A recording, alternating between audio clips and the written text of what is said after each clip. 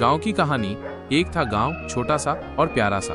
चारों तरफ हरे भरे खेत, पेड़ों की घनी छाया और मिट्टी की सौंधी खुशबू। गांव के लोग सीधे साधे और मेहनती थे। सुबह होते ही किसान अपने खेतों में काम करने निकल जाते, बच्चे स्कूल जाते और महिलाएं घर के कामों में लग जाती।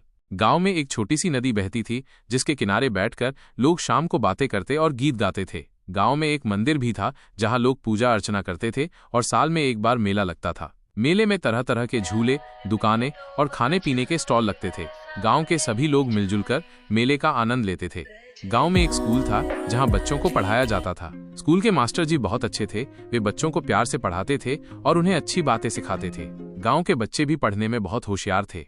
गांव में एक डाकघर भी था, जहां से लोग चिट्ठियां भेजते थे और पैसे निकालते थे। डाकघर के बाबूजी बहुत भले आदमी थे। वे लोगों की मदद करते थे और उन्हें सही सलाह देते थे। गांव में एक पंचायत घर भी था, जहां गांव के लोग अपनी समस्याओं पर चर्चा करते थे और मिलजुल कर उनका समाधान निकालते थे। पंचायत के सरपंच बहुत समझदार और अनुभवी थे। वे गांव के लोगों की बातों को ध्यान से सुनते थे और उन्हें सही न्याय दिलाते थे। गांव में सभी लोग मिलजुल कर रहते थे, एक दूसरे की मदद करते थे और सुख दुख में साथ देते थे।